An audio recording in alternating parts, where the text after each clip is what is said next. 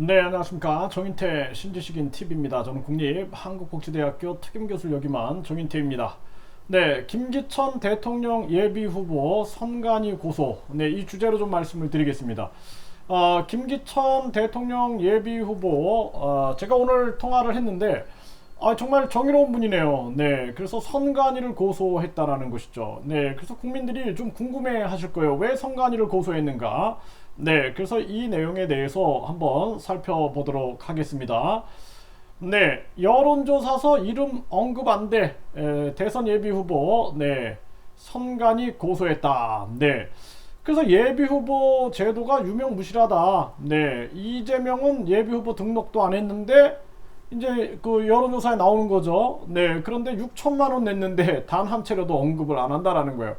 그 정말 이게 문제죠. 그 예비 후보 명단을 그 여론조사 기관들에 보내서 여론조사 기관들이 명확하게 공정하게 여론조사를 해줘야 되는 거죠. 네, 이것이 굉장히 중요한 거고, 이런 것이 정립되지 않으면 대한민국의 자유민주주의는 무너진다라는 거죠. 네, 그래서 지금 김기천 예비후보가 이재명 경기도지사의 경우는 예비후보 등록을 하지 않았음에도 매번 여론조사에서 반복적으로 언급이 되고 있는데, 이 같은 상황이 계속되면 훌륭한 예비후보자가 아무리 열심히 노력한다 해도 국민들은 대통령에 출마한 줄도 모르게 될 것이다. 결국 예비후보 제도는 허울 좋은 제도에 불과할 뿐 그 본래의 기능을 다하지 못하고 있다.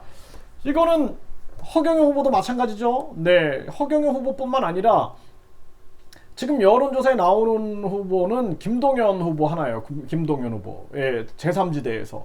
그러니까 다른 후보들은 등장하지 않는다라는 거죠. 뭐 다른 무소속 후보들 거의 이름이 없고, 뭐 심지어는 의사협회 최대집 전혀 없죠. 네, 그리고 뭐 국민혁명당도 뭐 예비 후보들이 요즘에 경선을 하는 것 같은데 전혀 등장을 하지 않고 있다라는 것이죠. 이 총체적인 문제가 되는 것입니다. 그래서 예비후보 제도가 진정으로 그 가치를 가지려면 예비후보로 등록이 되는 순간부터 각종 여론조사에서 예비후보의 이름이 반드시 거명되도록 강제하는 것이 필요하다.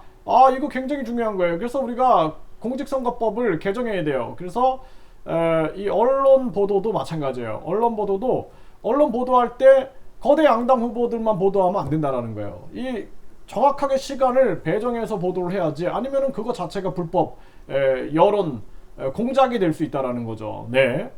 헌법 전문에도 보장된 기회균등의 원칙에도 맞지 않으며 정치 기득권 세력의 선점 효과를 어느 정도 상쇄시켜 국가를 위해 봉사하고자 하는 유능한 정치 신인이 더 쉽게 국민에게 알려질 수 있다. 이렇게 얘기를 하고 있습니다. 네. 근데 이 선관위는 여론조사 질문은 여론조사 기관이 자율적으로 정할 문제다. 이런 식으로 나오고 있어요. 그러면은 선관위 위원장이 대법관이 선관위 위원장을 맡고 있고, 또 지역 선관위도 법원장들이 맡고 있고, 이 정치권과 연계된다 그러면 거대 양당 편이 돼서 나중에 왜 부정선거라든지 이런 불법 여론 조사 문제 이런 것들이 터지면은 재판이 공정하게 이루어질까요? 국민들이 똑똑해질 만큼 똑똑해졌죠. 네. 그래서 이러한 문제점들이 계속 있다. 선관위의 답변은 극단적으로 말하면 여론조사 기관이 여론조사를 통해 여론을 조작하더라도 선관위는 관여할 수 없다는 무책임의 극치다.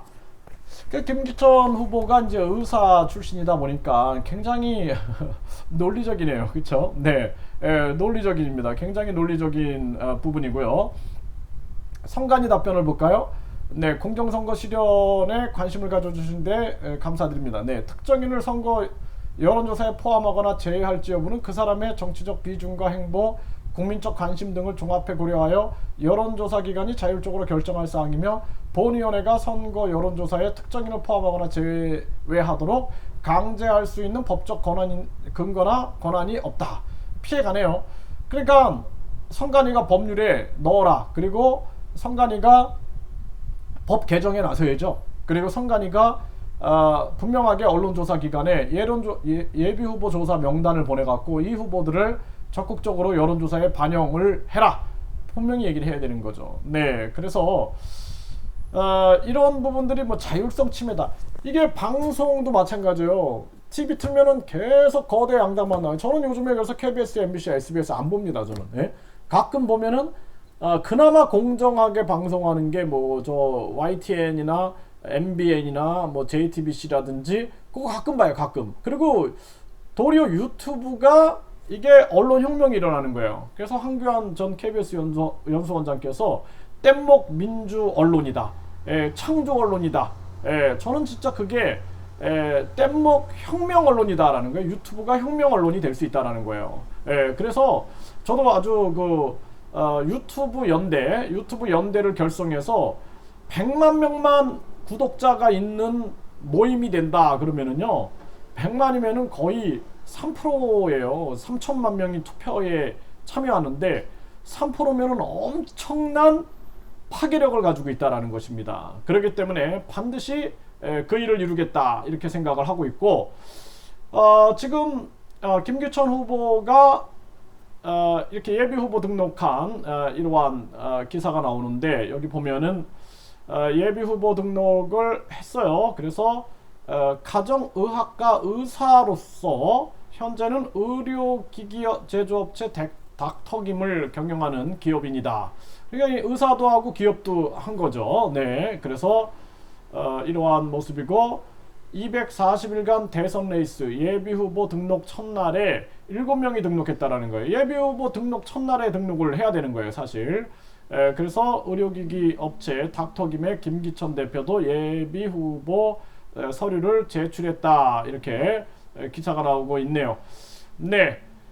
오늘 3시 반에 제가 김기천 이 대통령 예비 후보와 인터뷰를 생방송으로 합니다. 요즘에 이제 광화문에 시위를 나간다 그래요. 이 성관이 고소한 건으로. 그래서 이 건으로 하여 우리가 인터뷰를 해보면서 지금 현행 이 군소 후보들이 얼마나 불공정을 당하고 있는지, 이러한 부분들에 대해서 우리가 한번 들어보는 그러한 시간을 갖도록 하겠습니다. 감사합니다.